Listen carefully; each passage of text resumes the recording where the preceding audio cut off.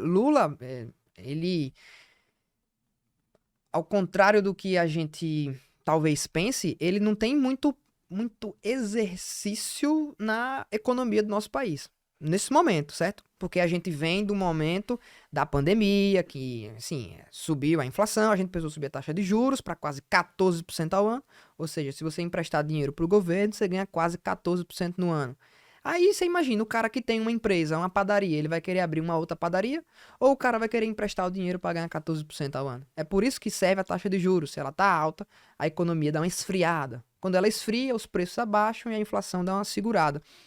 Então, Lula, ele não pode meter a mão no Banco Central. Porque Bolsonaro, acho que em 2019, alguma coisa dessa assim, ele foi lá e disse: Ó, o Banco Central agora ele é independente, ele é autônomo, o que ele quiser fazer, eu não posso fazer nada. Antigamente, não era assim não. Antigamente botava lá um laranja no Banco Central, você queria botar alguma informação que você quisesse lá e falava: bota tal coisa aí, bota a taxa de juros alta, bota a taxa de juros baixa. Virava uma ferramenta de política e, enfim, não dava certo. Tanto é que deu tanto errado que Dilma, quando ela entrou, ela botou taxa de juros lá embaixo. Vá.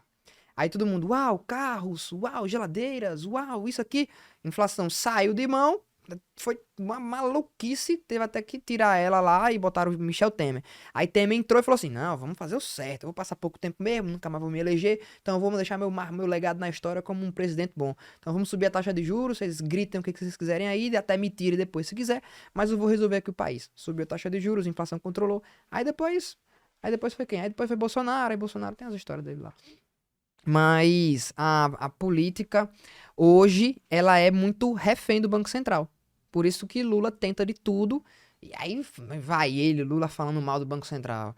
Aí depois vai vice-presidente falar do Banco Central. Chama o cara pra ir pro Roda Viva explicar o que tá acontecendo. O cara vai lá e explica. Aí chama pro Congresso. Aí ele, não, meu filho, eu tô aqui os papéis, olha. O cara é extremamente técnico. Aqui os papéis, olha. Tá assim, tá certo. Taxa de juros tem que ser essa mesmo. Não tem que inventar, não, vocês aí.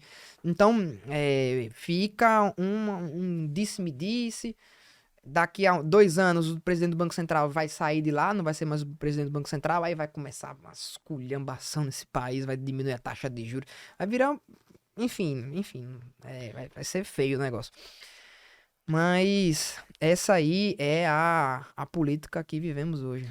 É porque taxa de juros baixa, assim, como você disse, né? Aumenta consumo porque naturalmente eu tenho acesso a dinheiro mais barato. Sou estranho pra quem não entende os mecanismos falar de dinheiro barato, porque o dinheiro é o que a gente usa pra comprar, né? Então, Uhum. dinheiro pra comprar dinheiro é uma coisa Hum. meio difícil, assim, de início de assimilar. Mas, assim, pra resumir muito pro pessoal que tá boiando ainda, a inflação ela tem que acompanhar a demanda e o consumo. Então, assim, se eu tenho uma produção que está muito acima da quantidade de dinheiro que está circulando, eu tenho inflação. Se eu tenho uma produção muito abaixo da quantidade de dinheiro que está circulando, eu também tenho inflação. Então, são coisas que têm que ir andando conjuntamente para que não haja essa discrepância, seja de oferta, seja de demanda. Então, assim, se eu baixo muito a taxa de juros, eu posso comprar um monte de coisa.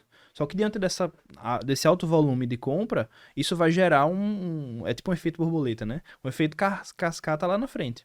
E em algum momento essa bolha estoura. E quando isso estoura, o bicho pega. Só que aí volta ao ponto do imediatismo, né? Não, lá na frente a gente resolve. É o Exato. famoso a economia a gente vê depois. Exatamente isso, exatamente isso. Se você quiser uma outra visão de como que funciona a política num país, é só imaginar um país como um grande condomínio de casas. Desse condomínio de casas, você tem casas construídas, você tem terrenos com casas para construir, você tem um síndico, você tem na família, você tem o pai da família e tem a família depois, né, mulher e crianças. Você tem uma série de instrumentos, tem investidores, tem sócios nesse condomínio, tem tudo.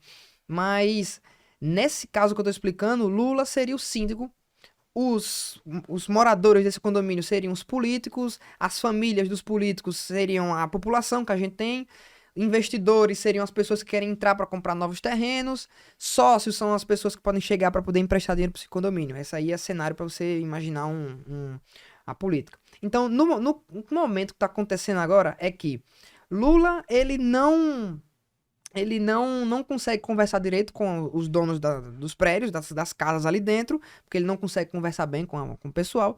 Lula não tá nem aí pro condomínio dele. Lula fica só fazendo almocinho e jantar com donos de outros condomínios, muito maiores, seria sair com a China, seria sair com a Arábia Saudita, seria sair com a Rússia, porque ele não tá nem aí mais. O maior condomínio do planeta, que é os Estados Unidos, ele cortou as asinhas, não quis mais conversar com eles. E, enfim, fica essa confusão aí dentro do nosso país, porque Lula, ele não consegue resolver o problema interno que ele tem. Uma série de leis ele tentou passar lá, nenhuma passou.